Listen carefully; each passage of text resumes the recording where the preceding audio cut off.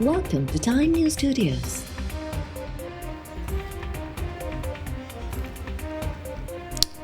You are watching 6 p.m. Bulletin. Bajaur जिला के सिद्दीकाबाद में धमाको, असिस्टेंट कमिश्नर समेत 5 ॼणा शहीद, 11 ज़ख़्मी। पुलिस मूजिब धमाको फाटक मेला ग्राउंड वेझो थियो। हमले में असिस्टेंट कमिश्नर फैसल इस्माइल, तपेदार अमीन, पुलिस एहलकारनि समेत 5 ॼणा शहीद थी विया, 11 ज़ख़्मी। धमाके में गाड़ी मुकम्मल तौर तबाह थी वई। लाशी ज़ख़्मियुनि खे अस्पताल मुंतक़िल कयो वियो। पुलिस ऐं सिक्योरिटी फोर्सिस इलाइक़े खे कड़ो चाढ़े ऑपरेशन शुरू करे छॾियो। तालिबान हुकूमत पारां वाइदनि जूं भञकड़ियूं ख़िते में अदम इस्तेहकाम जो सबबु बणिजी रहियूं आहिनि। अफ़गान उबूरी हुकूमत दोहा मुआहिदे में कयल वाइदनि जी पासदारी करे। पीपी चेयरमैन बिलावल भुट्टो ज़रदारी जो इस्लामाबाद तक़रीब खे ख़िताब। बिलावल भुट्टो चयो त तालिबान हुकूमत अचण बाद अफ़गान सरज़मीन पाकिस्तान में थींदड़ हमलनि में 40% इज़ाफ़ो थियो आहे। दहशतगर्दी आलमी मसइलो आहे। पाकिस्तान दहशतगर्दी ख़िलाफ़ जंग में वॾो जानी माली नुक़सान बर्दाश्त कयो आहे। असां कॾहिं बि दहशतगर्दी खे दावत न ॾिनी आहे। जॾहिं बि दहशतगर्दी आई आहे त असां झुकिया न पर विढ़िया आहियूं। पाकिस्तान जे डिक्शनरी में सरेंडर करणु शामिल न आहे। दुनिया खां मुतालबो आहे त हू पाकिस्तान जी सपोर्ट, कुर्बानीनि ऐं अज़म जो एहतराम करे। बिलावल भुट्टो चयो त भारत खे दहशतगर्दी ख़िलाफ़ जंग में पाकिस्तान जी सलाहियतुनि मां सिखणु घुरिजे। दहशतगर्दी जे तदारुक जे लाइ भारत सां गॾिजी कमु करण लाइ तयारु आहियूं। भारत गॾिजी पाणी दहशतगर्दी ऐं कश्मीर मसइलनि ते ॻाल्हियूं करे।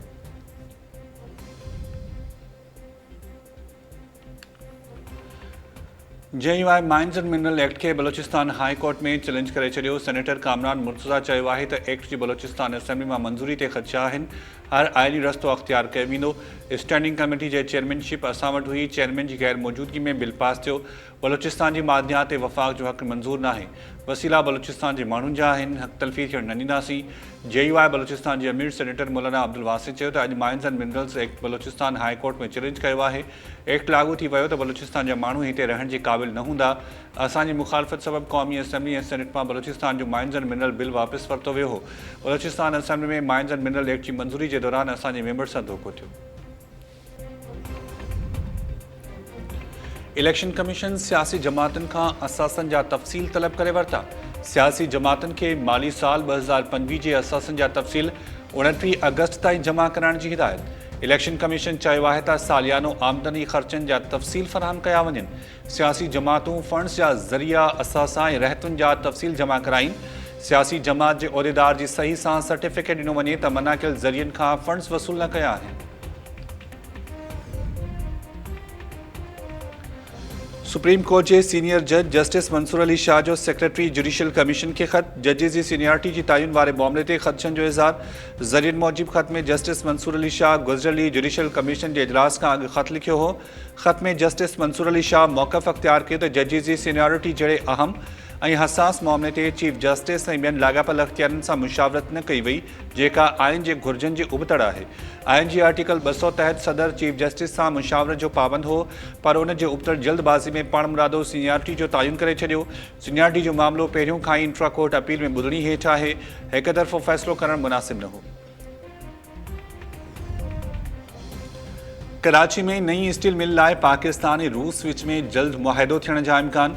रूसी कौंसल जनरल आंड्रे विक्टोरविच फेडरोफ चयो आहे त नओं मनसूबो सनती सीड़पकारी सहकार खे बहाल कंदो। नई स्टील मिल ते 27 मई 2025 ते पाकिस्तान ऐं रूस विच में ॻाल्हियूं थियूं। रूसी ऐं पाकिस्तानी माहिर नई स्टील मिल जो फ्रेमवर्क वाज़े करे रहिया आहिनि। रूसी टीम नई स्टील मिल जी तजवीज़ कयल हंध जो जाइज़ो वठी चुकी आहे। हिक ॿी रूसी टीम प्लानिंग ऐं रोड मैप खे हतमी शिकिल ॾियणु जल्द पाकिस्तान ईंदी।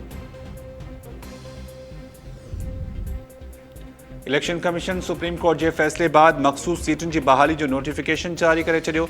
क़ौमी असम्बली में केपी जी औरतुनि जूं 5 सीटूं बहाल। नून लीग ऐं पीपी खे 2 ऐं हिक JUI खे सीट मिली वई। पंजाब मां क़ौमी असम्बली में औरतुनि जूं 11 मख़सूस सीटूं बहाल। 10 सीट्स नून लीग ऐं हिक पीपल्स पार्टी खे मिली। क़ौमी असम्बली में अक़लियतुनि जूं 3 सीटूं बहाल। नून लीग, पीपल्स पार्टी ऐं JUI खे हिक सीट मिली। केपी असम्बली में औरतुनि जूं 21 सीट्स बहाल। JUI खे 8, नून लीग खे 6 ऐं पीपल्स पार्टी खे 5 सीट्स मिली वयूं। तहरीक इंसाफ़ पार्लियामेंटेरियंस ऐं ANP खे बि हिक सीट मिली वई। केपी असम्बली में अक़लियतनि जी 4 सीटुनि मां JUI खे 2, नून लीग ऐं पीपल्स पार्टी खे हिक सीट मिली। पंजाब असम्बली में औरतुनि जो 24 मख़सूस सीट्स बहाल। नून लीग खे 21, पीपल्स पार्टी इस्तेहकाम, पाकिस्तान पार्टी ऐं काफ लीग खे हिक सीट मिली।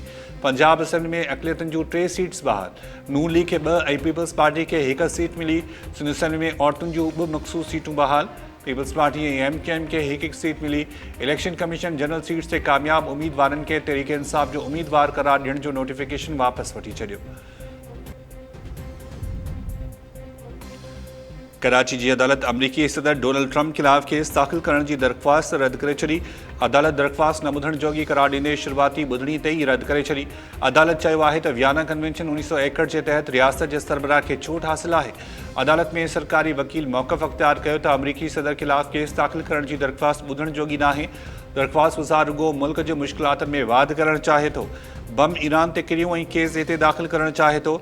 दरख़्वास्त बदनीयती ते ॿधल ऐं सस्ती शोहरत जे लाइ दाख़िल कराई वई। दरख़्वास्त वज़ार जमशेद अली ख्वाजा जे वकील जाफ़र अब्बास जाफ़री अदालत खे इस्तदा कई त साबित करे चुका आहियूं त दरख़्वास्त ॿुधण जोगी आहे। केस में सेक्शन में ॿुधाया लखें पाकिस्तानी ट्रंप जे क़दम सां मुतासिर थिया। असां गिरफ़्तारी नथा चाहियूं, रुगो केस दाख़िल कयो वञे। एडिशनल डिस्ट्रिक्ट एंड सेशन जज ओला जी अदालत दलील ॿुधण बाद दरख़्वास्त रद्द करे छॾी। इसराइल गज़ा में 60 ॾींहनि लाइ जंगबंदी खे हतमी शक्ल ॾियण जे लाइ ज़रूरी शर्तनि ते इतफ़ाक़ करे वरितो आहे। अमरीकी सदर डोनाल्ड ट्रंप जी दावा। सोशल मीडिया ते जारी कयल बयान में सदर ट्रंप चयो त तजवीज़ कयल मुआहिदे जे दौरान असां जंग जे ख़ात्मे लाइ समूरियत धुरियुनि सां गॾिजी कमु कंदासीं। क़तर ऐं मिस्र अमुन लाइ घणी महिनत कई आहे। हतमी तजवीज़ पेश कंदासीं। उमेद आहे त हमास मुआहिदे खे क़बूल कंदो। जेकॾहिं ईअं न थियो त हालतूं बहितर न थींदियूं पर वेतर ख़राब थी वेंदियूं। सिंध में अॼु खां 5 जुलाई ताईं बरसातुनि जी अॻकथी। मौसमियात खाते मॉनसून अलर्ट जारी करे छॾियो। सिंध में ईंदड़ 3 ॾींहनि ताईं विचोले दर्जे जी बरसात जो इम्कान। मौसमियात खाते जो चवणु आहे त थरपारकर, उमरकोट, मीरपुर ख़ासि ऐं सागड़ ज़िलनि में गजगोड़ ऐं खिवण सां वसकारो थी सघे थो। ईंदड़ 3 ॾींहनि दौरान कराची, दादू, खैरपुर, सखर ऐं लाड़काणो, बदीन, सिजावल, हैदराबाद, जामशोरो ऐं टंडो मोहम्मद खान में हल्की बरसात जो इम्कान।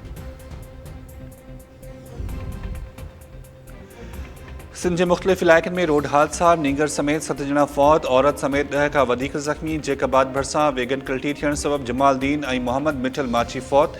नींगर, मुजी, मुज़फ़र ऐं अमरीन मेमण समेत 5 ॼणा ज़ख़्मी थी पिया। कंबर भरिसां बि रोड हादसे में 2 ॼणा अजल जो शिकार। ॻोठ दोस्त अली नाइच वटि ट्रैक्टर जो टक्कर लॻण सबबि मोटरसाइकिल सवार अली रज़ा ऐं इरशाद चांद जो फौत। मटियारी भरिसां क़ौमी शाहराह ते मज़दा जो गॾह गाॾे खे टक्कर।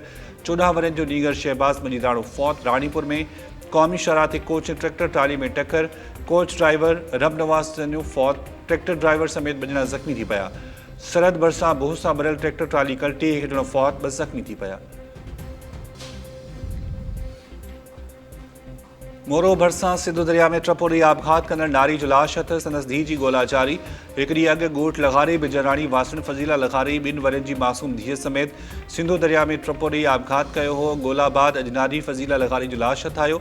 संदसि न्याणी जी ॻोल्हा जारी। वारसनि जो चवणु आहे त मासूम ॿारड़ी बीमार रहंदी हुई। गुरबत सबबि ॿारड़ी जो इलाज न थियण सबबि माउ फज़ीला धीउ समेत दरिया में ट्रपोरी आबघात कयो। मीरपुर माथेलो वासी नौजवान 10 ॾींहनि खां गुम। वारसनि अख़बार जो शक ज़ाहिर करे छॾियो। बाज़ियाबी लाइ पाक किताब खणी एहतिजाज। ॻोठ अमीर बख़्श हैदराणी वासी नौजवान इसरार अली हैदराणी 10 ॾींहं अॻु मज़दूरी लाइ शहर वियो हो। वारसनि जो चवणु आहे त शक आहे त नौजवान खे अग़वा कयो वियो आहे। केस बाज़ियाब करायो वञे। पीर वसण भरिसां 14 वरनि जी निंगरी सां ज़्यादती जे केस में नामज़द जवाबदारनि जी गिरफ़्तारी लाइ पुलिस जी ॻोठ ते चढ़ाई। जवाबदारनि जी मुबैना फायरिंग में वॾो मुंशी ज़ख़्मी, इस्पताल मुंतक़िल। पुलिस जो चवणु आहे त ॻोठ फैज़ मोहम्मद मौजाई ते चढ़ाई दौरान जवाबदारनि जी फायरिंग में वॾो मुंशी निसार मंगणे जो ज़ख़्मी थी पियो। हिकु जवाबदार जाफ़र मौजाई खे पिस्टल समेत गिरफ़्तार कयो आहे। 15 ॾींहं अॻु जवाबदार मुदस्सर उर्फ़ मजनू मौजाई ऐं मुज़मिल मौजाई हिकु अणॼातल जवाबदार नींगरी आमना मौजाई खे अग़वा करे ज़्यादती जो निशानो बणायो हो। वाक़े जो केस नींगरी जे पीउ नज़ीर मौजाई जी फ़रियाद ते पीर वसण थाणे दाख़िल कयो वियो हो। पुलिस जो चवणु आहे त हिकु जवाबदार मुज़मिल मौजाई खे अॻु गिरफ़्तार कयो वियो हो। मुख्य जवाबदार मुदस्सर उर्फ़ मजनू मौजाई गिरफ़्तार न थी सघियो।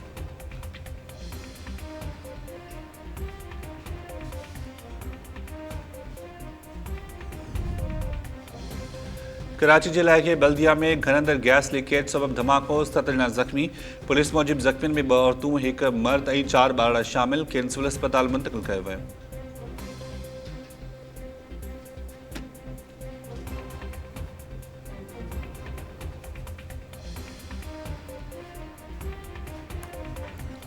ऐसे जे मुख़्तलिफ़ शहरनि में हज़रत इमाम हुसैन ऐं संदसि जानिसारनि जी यादि में मातमी जुलूसनि ऐं मजलिसनि जो सिलसिलो जारी।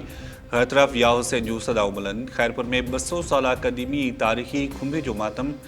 कोडीजी में भी 100 साला क़दीमी खुंबे जो मातम जारी। अज़ादारनि पारां नुहा ख़्वानी, सीना ज़नी ऐं ज़ंजीर ज़नी कई वई। आख़िरी चौदगी में 100 साला क़दीमी मातम। अज़ादारनि पारां ज़ंजीर ज़नी करे करबला जे शहीदनि खे भेटा पेश।